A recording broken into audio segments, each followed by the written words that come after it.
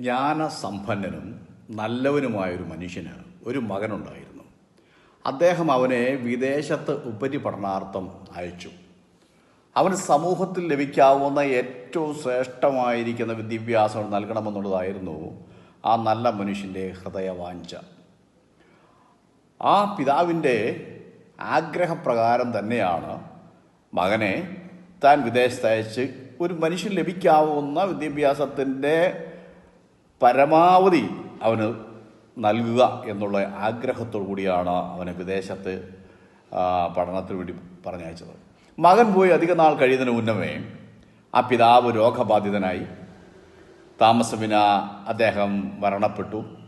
ഈ ലോകത്തു നിന്ന് അദ്ദേഹം നീക്കം ചെയ്യപ്പെടുവാനിടയായി തീർന്നു. ചില നാൾക്ക് ശേഷം അദ്ദേഹത്തിൻ്റെ ശേഷക്രിയകളെല്ലാം നടന്നു. അയാൾ എല്ലാവർക്കും വേണ്ടപ്പെട്ട മനുഷ്യനായതുകൊണ്ട് അദ്ദേഹത്തിൻ്റെ വേർപാട് നാട്ടിലുള്ള സകല വ്യക്തികൾക്കും വേദനാജനകമായിരുന്നു എന്ന് പറയേണ്ടതില്ലല്ലോ. വിലാപകാലം കഴിഞ്ഞ് മരിച്ച ആളുടെ മരണപത്രം എടുത്ത് അതിലധികാരപ്പെട്ട വ്യക്തി വായിച്ചു കേൾപ്പിച്ചു. തനിക്കുള്ള സകല സമ്പത്തിനും അവകാശിയായിട്ട് അദ്ദേഹം വെച്ചിരിക്കുന്നത് അദ്ദേഹത്തിൻ്റെ വീട്ടിലെ അടിമയുടെ പേരിലായിരുന്നു. ആ അടിമയ്ക്ക് ആണ് അദ്ദേഹത്തിൻ്റെ എല്ലാ സ്ഥാപക ജംഗമ സ്വത്തുക്കളും എഴുതി വച്ചിരിക്കുന്നത്. അത് കേട്ട് കഴിഞ്ഞപ്പോൾ അദ്ദേഹത്തെ സ്നേഹിക്കുന്നവരും അദ്ദേഹത്തോടടുപ്പമുള്ളവരും അദ്ദേഹത്തിന് അയൽവാസികളും എല്ലാം അത്ഭുത പരതന്ത്രരായി മാറുവാൻ ഇടയായി. എല്ലാവരും അത്ഭുതപ്പെട്ടു പോയി. പിതാവിൻ്റെ സ്വത്തിൽ നിന്ന് ഒരേ ഒരു വസ്തു മാത്രം തിരഞ്ഞെടുക്കുവാനുള്ള അവകാശം തൻ്റെ ഏക മകന് ആ പിതാവ് വകവച്ചിരുന്നു. അവന് ഏതെങ്കിലും ഒരു വസ്തു ഈ സമ്പത്തിൽ നിന്ന് അദ്ദേഹം തിരഞ്ഞെടുക്കാം എന്ന് അടിയിൽ എഴുതി ചേർത്തിട്ടുണ്ടായിരുന്നു. വിദേശത്ത് നിന്ന് തിരികെ വന്ന മകൻ തൻ്റെ പ്രിയപ്പെട്ട അധ്യാപകൻ്റെ സഹായം തേടി. അപ്പൻ്റെ സ്വത്തിൽ നിന്ന് എന്ത് തിരഞ്ഞെടുക്കണം എന്ന് അറിയിക്കാൻ ആ അധ്യാപകനോട് ഈ പ്രിയ ശിഷ്യൻ ആവശ്യപ്പെട്ടു. ഇതിനിടയിൽ അടിമ കോടീശ്വരനായി മാറി. അവൻ കോടീശ്വരനെ പോലെ ജീവിതം ആരംഭിച്ചിരുന്നു. അധ്യാപകൻ ഈ മരണപത്രം വായിച്ച്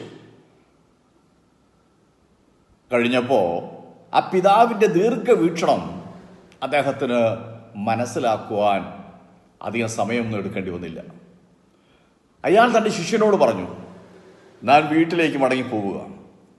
നിന്റെ സ്വത്തിൻ്റെ അവകാശം നമുക്ക് പ്രാപിക്കാനായിട്ട് നമുക്ക് നിന്റെ വീട്ടിലേക്ക് മടങ്ങിപ്പോകാം എന്ന് പറഞ്ഞു. പക്ഷേ മകൻ കരഞ്ഞുകൊണ്ട് ഇപ്രകാരം പ്രതിവചിച്ചു, ഞാൻ ദരിദ്രനായിപ്പോയി. ഈ ഉടുതുണിയും മാത്രമല്ല, ഏതെങ്കിലും ഒരു വസ്തു മാത്രമേ എനിക്ക് തിരഞ്ഞെടുക്കാനുള്ളതായ അധികാരവും അവകാശവും ഉള്ളൂ. ഞാൻ ഇനി എന്തിനാ ആ വീട്ടിലേക്ക് മടങ്ങിപ്പോകുന്നത് എന്ന് ചോദിച്ച് ഇദ്ദേഹം ഉച്ചത്തിൽ നിലവിളിക്കാൻ തുടങ്ങി. എങ്കിലും പിതാവ് എഴുതി വച്ചിരിക്കുന്നതായ വിൽപത്രം ഒന്നുകൂടെ മനസ്സിരുത്തി വായിച്ചതിന് ശേഷം ആ അധ്യാപകൻ തൻ്റെ ശിഷ്യനെ തോളത്ത് തട്ടി ആശ്വസിപ്പിച്ചു. നീ പിതാവിൻ്റെ സ്വത്തിൽ നിന്ന് പിതാവിൻ്റെ അടിമയെ നിനക്കായി അവകാശപ്പെടണം. അവനോടുകൂടെ ഈ പിതാവിൻ്റെ സമ്പത്ത് മുഴുവൻ നിനക്ക് വരും. എന്തെന്നാൽ സമ്പത്ത് ഒരിക്കലും ഒരടിമയ്ക്ക് സ്വന്തമാക്കുവാനുള്ള വ്യവസ്ഥ ഇല്ല. അവനുള്ളതെല്ലാം അവൻ്റെ യജമാനൻ്റെതാണ് എന്ന് പറഞ്ഞാൽ നിൻ്റേതാണ്. ഇതായിരുന്നു നിന്റെ പിതാവിൻ്റെ ബുദ്ധി. മരണപത്രത്തിൽ സമ്പത്തെല്ലാം നിനക്കെഴുതി വെച്ചിരുന്നു എന്ന് അറിഞ്ഞാൽ അതിലുള്ളതായ വിലപിടിപ്പുള്ളതായ സകല വസ്തുക്കളും ഈ അടിമ മോഷ്ടിക്കുകയോ കൊള്ളയടിക്കുകയോ ചെയ്യുമായിരുന്നു. അങ്ങനെ നിനക്ക് പലതും നഷ്ടമായേനെ. എന്നാൽ നിന്റെ പിതാവ് ബുദ്ധിപൂർവം ചെയ്തത്, നിനക്കൊരു വസ്തു മാത്രം ഇതിൽ നിന്ന് തിരഞ്ഞെടുക്കാമെന്ന് പറഞ്ഞതിൻ്റെ ഉദ്ദേശം, ഒന്നുപോലും ഇതിനകത്തുനിന്ന് ഒരു മുട്ടുസൂചി പോലും നഷ്ടപ്പെട്ടു പോകരുത് എന്നുള്ള പിതാവിൻ്റെ നല്ല ആഗ്രഹം കൊണ്ടാണ്. അല്ലെങ്കിൽ നിനക്ക് ഈ ഉള്ളതായ എല്ലാ വസ്തുവകളിലും നല്ല ഭാഗം ഈ അടിമ സ്വന്തമാക്കുമായിരുന്നു. അദ്ദേഹം അത് കൊള്ളയടിച്ച് കളയുമായിരുന്നു. അടിമയെ നീ തിരഞ്ഞെടുത്താൽ എല്ലാ സമ്പത്തും അതോടുകൂടി നിനക്ക് വന്നു ചേരും എന്ന് നിന്റെ അപ്പൻ മുന്നമേ തന്നെ അറിഞ്ഞിരുന്നു. അപ്പോസ്തലനായ പൗലോസ് ഇങ്ങനെ രേഖപ്പെടുത്തിയിട്ടുണ്ട്: അവകാശി സർവത്തിനും യജമാനനാകുന്നു. അവകാശി സർവത്തിനും യജമാനാകുന്ന അപ്പോസ്തലൻ പൗലോസ് ഗലാത്യ ലേഖനത്തിൽ പറഞ്ഞിട്ടുണ്ട്. ഉൽപ്പത്തി 1:26 വാക്യത്തിൽ വിശുദ്ധ ബൈബിളിൽ ഇങ്ങനെയാണ് രേഖപ്പെടുത്തിയിരിക്കുന്നത്: ദൈവം മനുഷ്യനെ അനുഗ്രഹിച്ചു, നിങ്ങൾ സന്താനപുഷ്ടിയുള്ളവരായി പെരുകി ഭൂമിയിൽ നിറഞ്ഞ് അതിനെ അടക്കി സമുദ്രത്തിലെ മത്സ്യത്തിന്മേലും ആകാശത്തിലെ പറവജാതിയിന്മേലും സകല ഭൂചര ജന്തുവിന്മേലും വാഴുവി എന്ന് അവനോട് കൽപ്പിച്ചു. ഇതിനെ സാംസ്കാരിക കൽപ്പന എന്ന് നമുക്ക് വേണമെങ്കിൽ വിളിക്കാം.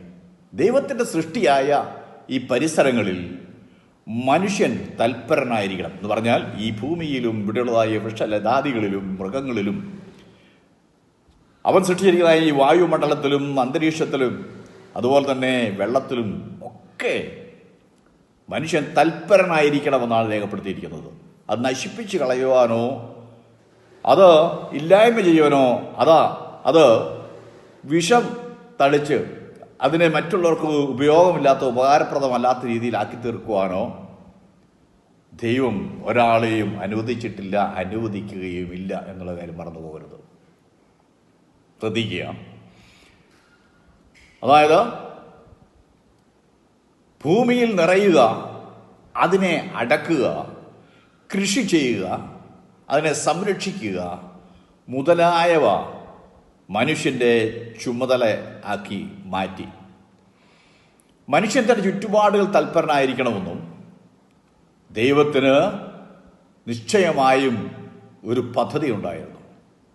അത് പരിസരങ്ങൾ, കൃഷി, വ്യവസായം, കച്ചവടം, രാഷ്ട്രീയം, സാമൂഹികം, ധാർമ്മികമായ എല്ലാ വ്യവസ്ഥിതിയും, വിദ്യാഭ്യാസപരമായും ധാർമ്മികവുമായുള്ള പുരോഗതി, ആരോഗ്യം, വിദ്യാഭ്യാസം, ശാരീരിക പരിചരണം ഇത്യാദികളിൽ പങ്കുചേരണമെന്ന് ദൈവം ആഗ്രഹിച്ചു. അങ്ങനെയാണ് മനുഷ്യനെ സൃഷ്ടിക്കുന്നതിന് മുമ്പ് ഇവയെല്ലാം സൃഷ്ടിച്ചിട്ട് മനുഷ്യൻ്റെ കയ്യിലേക്ക് ഏൽപ്പിച്ചു കൊടുക്കുകയാണ്. ഉൽപ്പത്തി 2:15 വാക്യത്തിൽ ഇങ്ങനൊരു വാക്യമുണ്ട്: യഹോവയായ ദൈവം മനുഷ്യനെ കൂട്ടിക്കൊണ്ടുപോയി ഏദൻ തോട്ടത്തിൽ വേല ചെയ്യുവാനും അതിനെ കാപ്പാനും അവിടെയാക്കി. ദൈവം സൃഷ്ടിച്ചതായ ഏദനിൽ ഈ മനുഷ്യനെ കൊണ്ട് നാക്കുന്നത് അത് കാക്കുകയും അത് സംരക്ഷിക്കുകയും അവിടെ കൃഷി ചെയ്യുകയും ചെയ്യണം എന്നാണ് ദൈവം പറഞ്ഞത്. എന്ന് പറഞ്ഞാൽ ഈ പ്രകൃതിയിൽ നിന്ന് വിട്ടിട്ടുള്ളൊരു പരിപാടി മനുഷ്യന് ഇല്ല. മനുഷ്യത് ചിന്തിക്കാൻ പോലും പാടില്ല. കാരണം ദൈവം എന്തെല്ലാം സൃഷ്ടിച്ചിട്ടുണ്ടോ അതിലെല്ലാം അവകാശിയായിട്ട് ഈ മനുഷ്യനെ വെച്ചിട്ടുണ്ടെങ്കിൽ ഇത് ദുർവിനിയോഗം ചെയ്യാൻ വേണ്ടിയിട്ടല്ല, ഇത് നഷ്ടപ്പെടുത്താൻ വേണ്ടിയല്ല, നശിപ്പിക്കാൻ വേണ്ടിയല്ല. നീ എത്ര അധികാരത്തിന് കീഴിലുള്ളവനായാലും, നീ എത്ര വലിയവനായാലും, അധികാരം മുഴുവൻ നിന്റെ കയ്യിലുണ്ടെങ്കിലും സ്നേഹിത മറന്നു പോകരുത്, ദൈവം അത് നശിപ്പിക്കാൻ വേണ്ടി ആരെ ഏൽപ്പിച്ചിട്ടില്ല. ഇതിനെ പരിചരിച്ച് സംരക്ഷിച്ച് നീ ഈ പ്രകൃതിയുമായിട്ട് ഇണങ്ങി മുന്നോട്ട് പോകണമെന്ന് ആ ദൈവം ആഗ്രഹിക്കുന്നത്. മത്തായിയുടെ സുവിശേഷം 5-ാം അധ്യായം അതിൻ്റെ 13-14 വാക്യങ്ങളിൽ ഇങ്ങനെ നമുക്ക് വായിക്കാൻ കഴിയും: യേശുക്രിസ്തു ശിഷ്യന്മാരോട് പറഞ്ഞു, നിങ്ങൾ ഭൂമിയുടെ ഉപ്പാകുന്നു, അതുപോലെ നിങ്ങൾ ലോകത്തിൻ്റെ വെളിച്ചമാകുന്നു. വസ്തുക്കൾ കേടുകൂടാതെ സൂക്ഷിക്കുന്നതാണ് ഉപ്പ്. മാത്രമല്ല ആഹാരപദാർത്ഥങ്ങൾക്ക് രുചി വരുത്തുന്നതുമാണ് ഉപ്പ്. അങ്ങനെയാണെങ്കിൽ യേശുവിൻ്റെ ശിഷ്യന്മാരായിരിക്കുന്ന വ്യക്തികൾ ഇവിടെ മറ്റുള്ളവർക്ക് പ്രയോജനമുള്ളവരായിരിക്കണം. ഈ സാഹചര്യത്തെയോ സമൂഹത്തെ നശിപ്പിക്കാനുള്ളവരല്ല, ഈ സമൂഹത്തെ പണിയാനുള്ളതാണ്. ആ നാശത്തിൽ നിന്ന്, ആ വിഷലിപ്തമായിരിക്കുന്ന അവസ്ഥയിൽ നിന്ന് അതിനെ സംരക്ഷിക്കുക എന്നുള്ളതാണ് ഓരോ മനുഷ്യൻ്റെ ഉത്തരവാദിത്വമെന്ന് കർത്താവായ യേശു ക്രിസ്തു പറയുവാനിടയായി. അതുപോലെ തന്നെ വെളിച്ചം ഇരുളിലുള്ള വസ്തുക്കളെ പ്രകാശത്തിൽ കാണിക്കുന്നതിന് വേണ്ടിയാണ്. ആകയാൽ